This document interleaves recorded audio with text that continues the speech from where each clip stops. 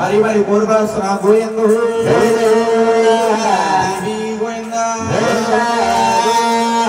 అయ్యో శ్రీరామ రామ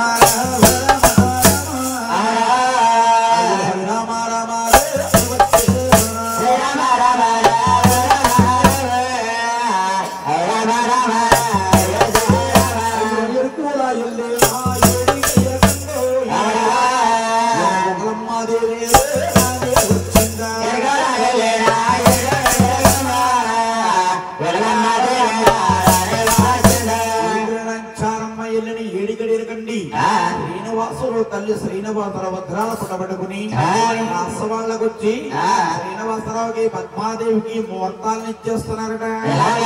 ఆయన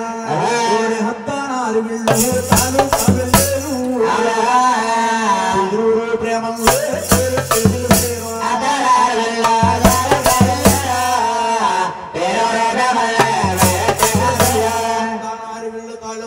పేరూరు ప్రేమలంటే పొడిసే పొడిసే సూర్యుని కానీ గుడికే గుడికే చంద్రుని గాని కట్ట ఇప్ప సర్వ సామంతులండి అటువంటి ప్రేమల కౌరపెరటండి.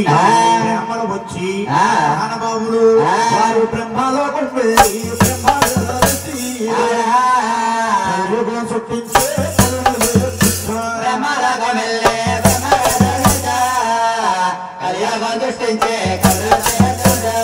వేదాలంటే ఏమిటనుకొచ్చమ్మా? ఏ స్త్రీకి ఏ పురుషుడికి ఏ స్త్రీయో సద్గురుముకు బ్రహ్మ సృష్టిస్తాడు కళ్ళు మూసుకుని. అటువంటి బ్రహ్మ వేదాలు తెచ్చారండి. పొలగురు వశిష్ఠుల వారికి ఇచ్చారు. పొలగురు అని వశిష్ఠుల వారు ముహూర్తాలను ఇచ్చేస్తున్నారు. ఆదివారం నాడు ప్రభావారం నాడు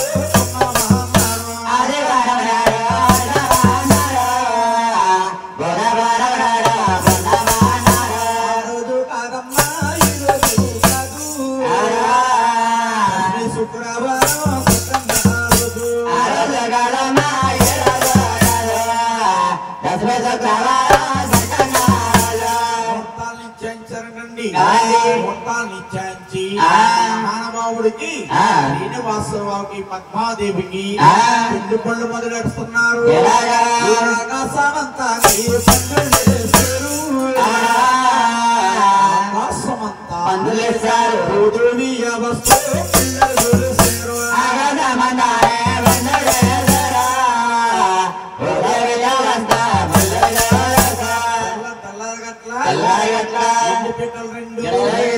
బాలుడుకో చెక్క వెంకాయ కొట్టి 2 చెక్కలు చేస్తాడు. శ్రీనివాసరావు పురుషుడు కాబట్టి విఘ్నేశ్వర పూజ చేస్తాడు. పద్మాదేవి గౌరీ పూజ చేస్తాడు. విఘ్నేశ్వరి పూజ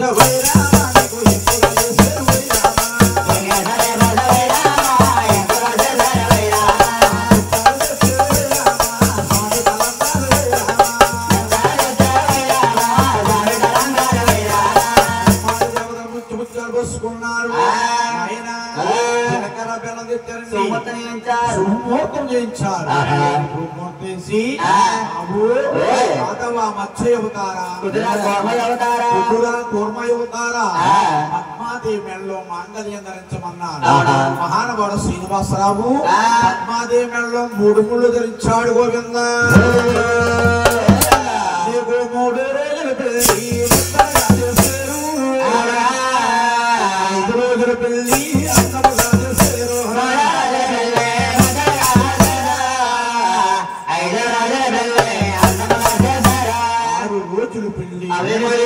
శ్రీనివాసరావుకి పద్మాదేవికి రంగ రంగ వైభోగంగా కళ్యాణం చేస్తారటండి.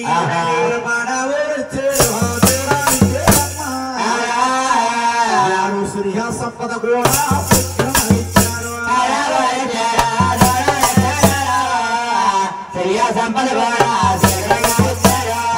నుంచి దూడనిచ్చి సిరియా సంపద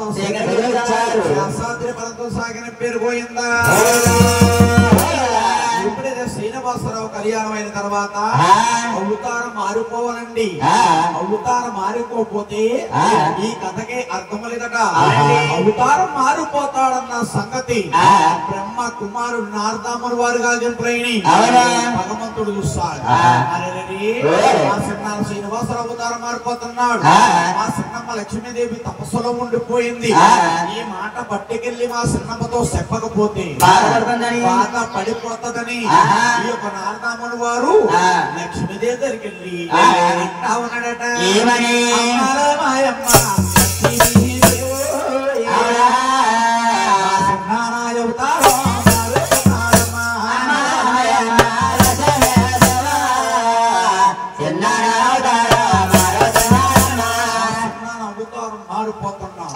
నువ్వు ఈ సమయం వెళ్ళకపోతే నువ్వు లక్ష్మీదేవి కింద ఉండిపోతావమ్మా. ఆ మాటలు ఆలకించిన లక్ష్మీదేవి ఆయన తపస్సులోంచి పైకి లేచి మహా తల్లి పరుగు పరుగున వస్తా ఉన్నది. వచ్చే సమయమున మన శ్రీనివాసరావు పద్మాదేవిని కళ్యాణం చేసుకుని 9వ రోజున కుటార్వత ఉక్లాదేవి కుటార్వత తీసుకొస్తా ఉన్నాడు. వచ్చే మహాతల్లి లక్ష్మీదేవి పద్మాదేవిని శ్రీనివాసుని చూసి ఇక లక్ష్మీదేవి అంటదట, నాదా ప్రణస్వర అయ్యయ్యో నాదా చూస్తే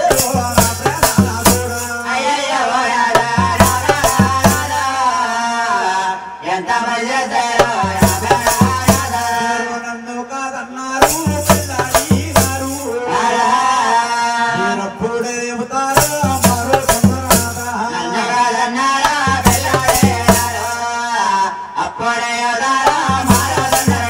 నేను తప్పేవి చేసేను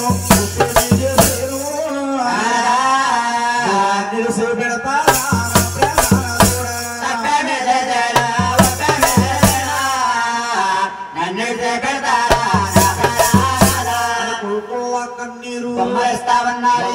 కన్నీరు పాదాల మీద పడి ప్రాధేయపడతా ఉంది లక్ష్మీదేవి. ఆనాడు మన శ్రీనివాసరావు అంటున్నాడు, లక్ష్మి ఇక్కడ బాగే లక్ష్మీ వరమిచ్చే లక్ష్మీ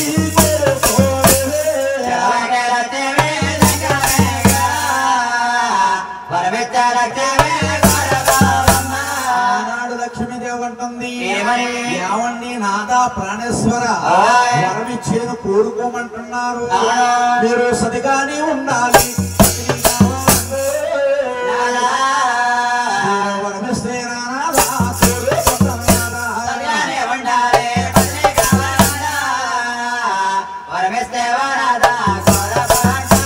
ఏమండి మీరు భర్త అయి ఉండాలి, వరమిస్తే నాదా కోరుకుంటానగానే మన శ్రీనివాసరావు అంటున్నాడు, అదిగదిగో కంగారు పడకు లక్ష్మీదేవి, నేను ఈ అవతారంలో శ్రీనివాసునే ఉన్నాను. ఈ అవతారం సాధించి 7 గడియలకి 8 గర్భాన 6 తర్వాత 7వ వాడిని పుడతాను. 7వ వాడిని పుట్టిన తర్వాత నా పేరు వెంకటేశ్వర స్వామి నామకరణం చేస్తారు. ఆలమూరు తాతయ్య కుమారుడు ఆలమాదారుకుడు కూతురు అరివేలు మంగాదేవిని ఇచ్చిన కళ్యాణం చేస్తారు. అప్పుడు నువ్వు ఈ అవతారంలోని లక్ష్మీదేవి అవతారంలో ఉన్నావు, వచ్చే అవతారంలోని మంగాస్థాయాలు ఎత్తావు, నిన్ను కళ్యాణం అంటే ఆడతాను కానీ కట్నం మన శతకారం చేస్తా, కరివేపాకు లేదు కాపరం లేదంట, కరివేపాకు లేదు కాపరం లేదు నిన్ను విడిచిపెడతాను. అలాగని ఆనాడు లక్ష్మీదేవి ఈనాడు మంగాస్థాయరట. పక్కన ఉన్న పద్మాదేవి అంటుంది,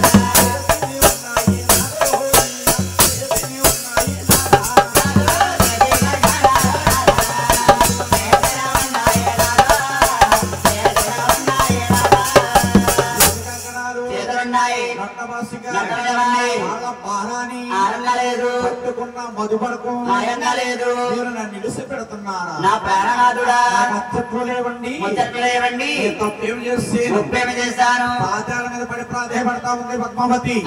గడవకు జంతుని వరమిచ్చిన కోరుకోమన్నాడు. అదే ప్రకారం మీరు సతిగా ఉండాలి. నేను వరమిస్తేనా భర్త ఉండాలి. అలాగనగానే మన శ్రీనివాసరావు అంటున్నాడు. అది గదిగో కంగారు పడకు పద్మాదేవి. నేను కళ్యాణం అంటే నేను నీకు అచ్చట్ల ముచ్చట్లు ఎత్తలేని కారణం చేత నేను ఏడో భర్తని ఎంకమ్మ వెళ్తాను. నువ్వు అవతారంలో పద్మాదేవి జన్మించావు. వచ్చే అవతారంలో ఢిల్లీ మేరాదేవి గర్భాని. నీ తండ్రి పేరా సాయిబు. నీకు ఇద్దరు అన్నగారులు ఉంటారు. వారి పేరు పకీరి పంచాలి. వారికి ముద్దులు చెల్లెలుగా పడతాను. నీ పేరు బీవీనంచారమ్మా. నేను తరిమేట వస్తాను. నువ్వు చంద్రగిరి అడవుల్లోని నీ రాజ్యం పై రాజ్యం వారు వచ్చి కొట్టుకోవడం కారణం చేత నీ అన్నగారు ఇద్దరు చంద్రగిరి అడవుల్లో వదులుతారు. చెట్టు ఉంటుంది. చెట్టు కింద లీసుకెళ్ళుకుంటా ఉంటావు. అమ్మాయి నా కూడరా అంటాను.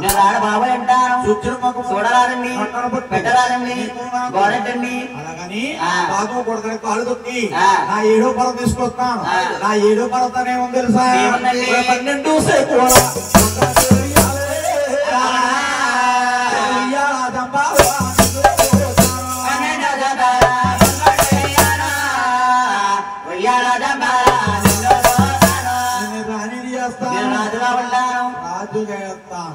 నీ పేరు ఎలమల లోకాలు వెలిగేలాగా చేస్తానండి.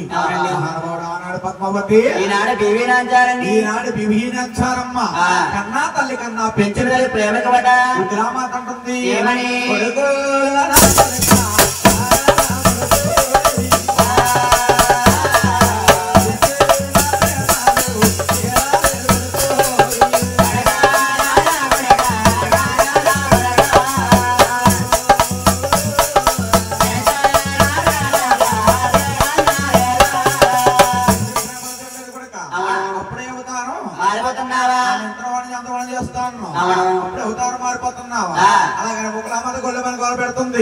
అమ్మ కంగారు పడ తల్లి. నేను ఏడో పర్వతాన్ని ఎక్కడ బాబు వెళ్తాను. నిన్న మెల్లో పంచమూల దండనపోయిందా? తిరుపతి వెళ్ళిన వారు ఎవరైనా భగవంతుడు దుర్దృష్టిలో గర్భగుళ్ళు చూస్తే పంచ రంగుల పూలమాల మెడలో ధరించుంటారు. తులసమాల వేసి ఉంటారు. తులసమాల ఉగ్రాదేవి ఉగ్రామాదేవి తులసమాలండి. ఎవరికి ఇచ్చేవారు? ఈ భగవంతుడు అండి. వెనక్కి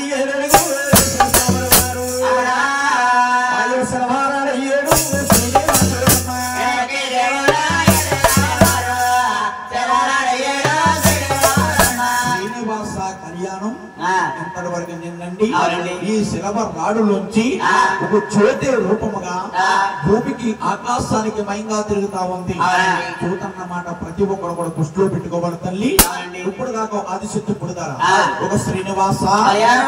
ఇప్పుడు మనం చెప్పబోయే శ్రీ వెంకటేశ్వర స్వామి యొక్క జీవిత చరిత్ర. వెంకటేశ్వర స్వామి యొక్క జీవిత చరిత్ర.